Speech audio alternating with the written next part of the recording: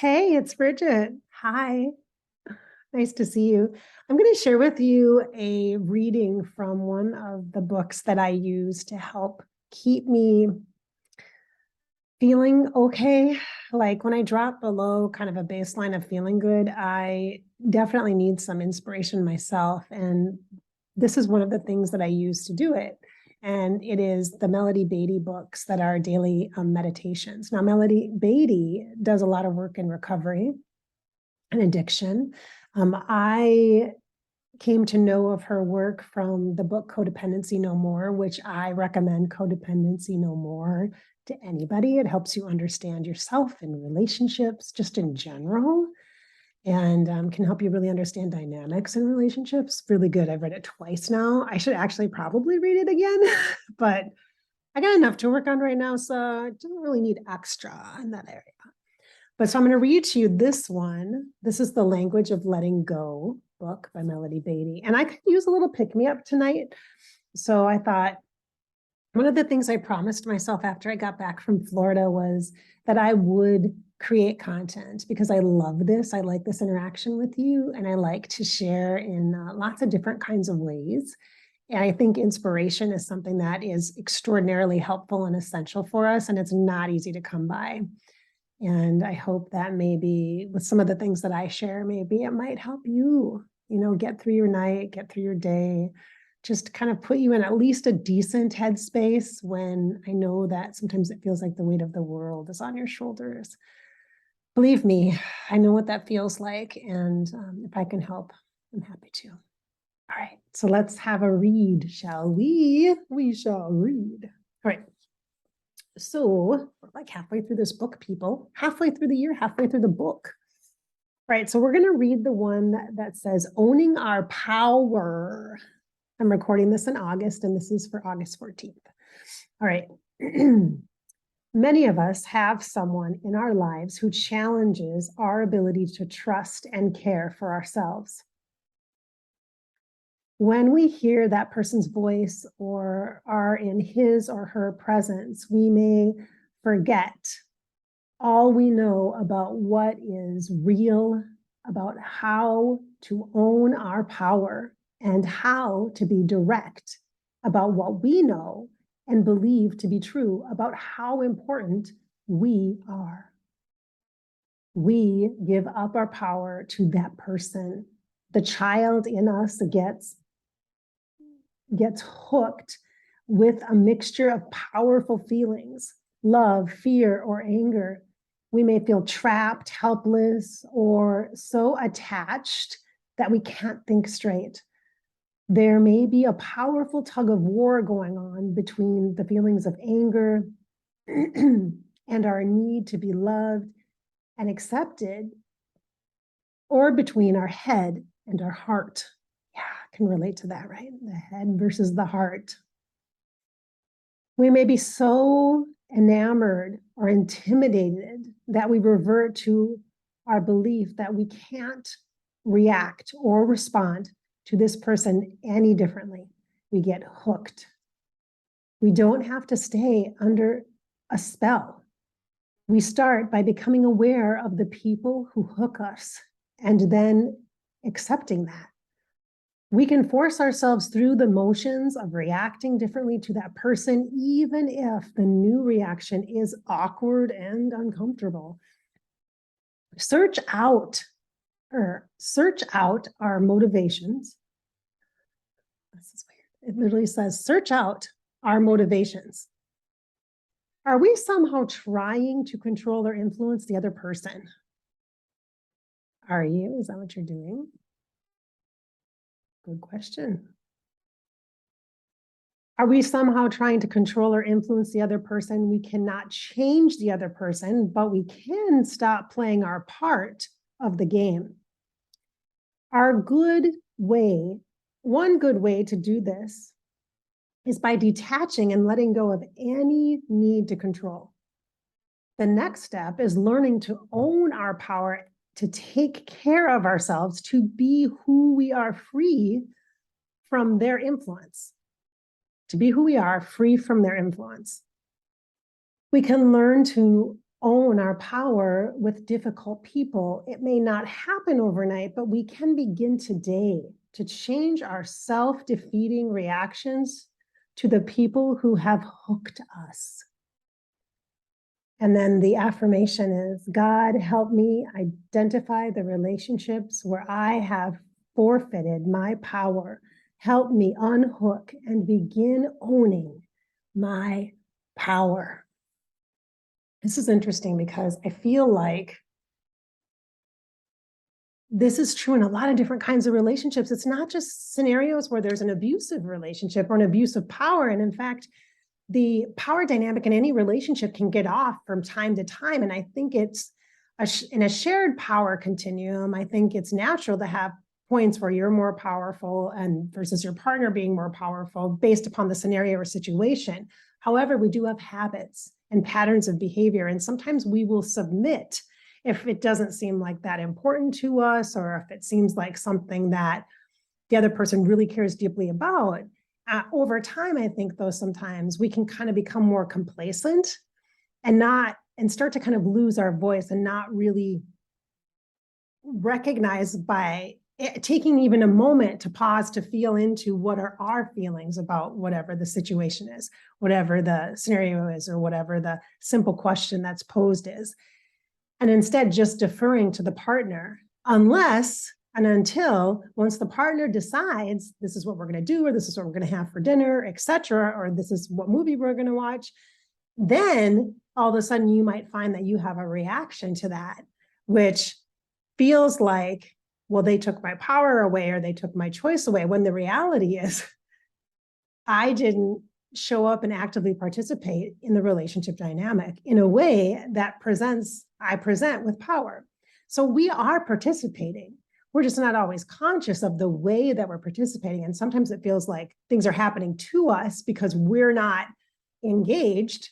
And by the time we realize that we want to have a say, then it feels like a conflict. Like I have to make a big stand for what movie I want, or we complain after the fact, or we vent after the fact, or we blame the partner for not taking our feelings into consideration, when the reality is all that stuff is ours. My feelings are mine. My reactions are mine. My inability to speak up is mine. And I think that that's kind of where this comes from. I feel like this is true for me. And I consider myself a pretty vocal person. Like I have a lot of opinions and I will say what I want. Traditionally, however, that said, I am realizing I think that, but the truth is, the reality is I don't always say. I kind of let other people do the things they need to do or want to do. And unless I have a strong objection, then I step in and I say, well, I want this kind of a thing. And I'm starting to realize more and more that that's not a healthy way to engage in a relationship either. That's not a healthy thing to wait for someone else to decide and then confront them, and then speak up in the opposite of that. Do you know what I mean?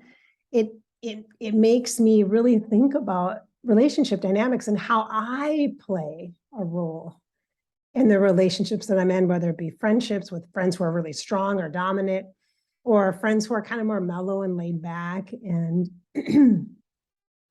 and in life relationships too. You know, it's interesting because I'm starting to recognize more and more and more how I have just kind of become more complacent and just kind of let people do their thing. And then when there's a problem, then I have feelings about it. When the truth is if I'm really in these relationships, I should be engaged. I should show up fully and be able to be right there in real time with whatever decision is happening, whatever discussion is happening. And if I need extra time to consider or contemplate, I need to be able to then identify that for myself and then come from a place of power and say, I need some space. I need some room to digest this. I have to process this. I don't know how I feel about this. I need to think about this for a while instead of jumping to an instant decision or feeling pressured into a certain outcome or situation. Now, some things are obviously time sensitive and you can't just drag your feet But for the most part, most of the stuff that we can do, and the discussions and dialogues we're having, especially on major issues, like when you're talking about your kids' stuff with your spouse or what have you, there definitely is opportunity to have processing time and to have time to kind of digest the information. So I think we all play multiple roles in our relationships. And I think it's about time, maybe for some of us, especially us empaths, to recognize that we are feeding into the communication or the lack of communication, and we are contributing to the dynamics in the relationship.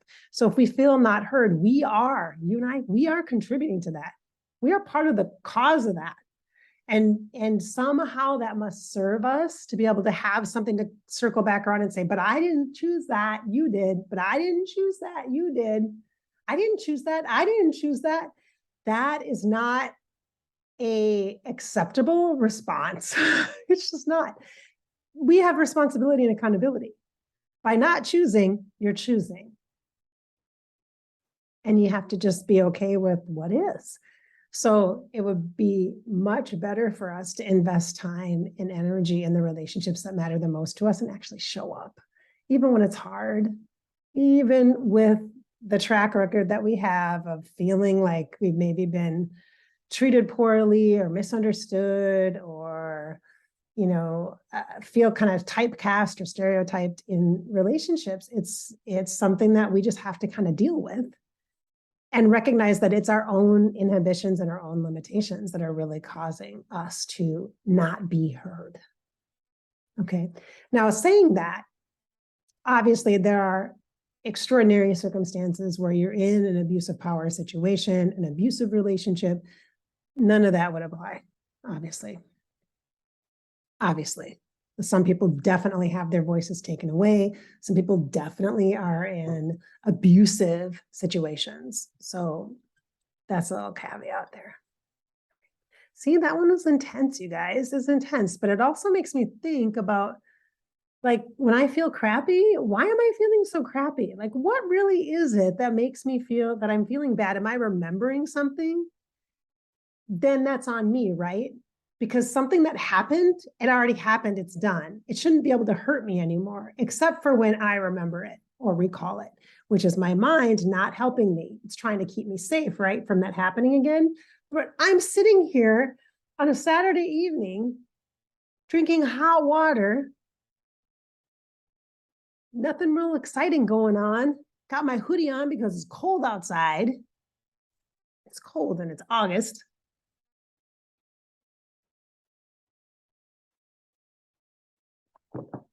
I shouldn't really, those thoughts or things shouldn't really have much of an influence on me.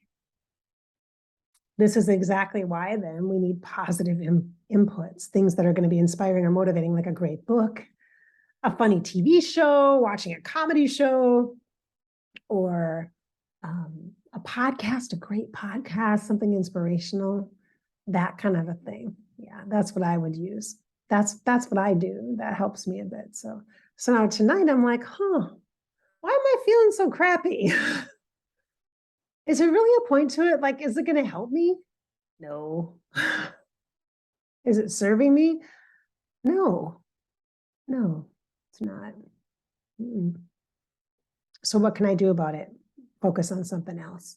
Actually, you know what I think I want to do? I think I want to lift some weights, because now that I'm kind of post-COVID, I still have a cold and I still have some of the lingering stuff.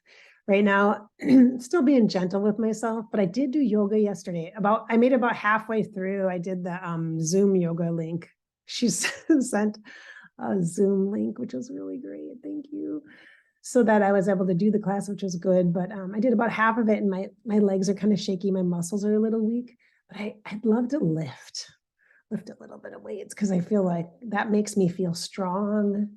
And it kind of helps this meridian across the shoulders for me. It kind of makes me feel like more upright, like I can hold my head up and I can feel an opening across my chest and my heart chakra open. So it doesn't have to feel so heavy or sad or deeply entrenched in a healing process, when I need a breather. I need a breather, And I'm not good at like finding something else to totally distract me. That's not necessarily what I need. I want to be able to have a healthy perspective on life as I'm moving through my days. And I know, I mean, I've been stuck at home for a while and I have not been feeling well. And so obviously kind of feeling low would kind of go along with that. But now that I'm feeling a little bit better, I want to celebrate that, you know? So I guess I kind of am by sharing with you here. So I hope I've inspired your spirit and filled you with a bit of hope today. I will put a link below. I am accepting new clients now, and I am doing one-time sessions with people. So if you're interested in working with me, you can go ahead and click the link below and we can schedule a session if you'd like to do that. Remember, this is your life. I mean, it's yours, and you get to live it. And just live it. Thanks for watching.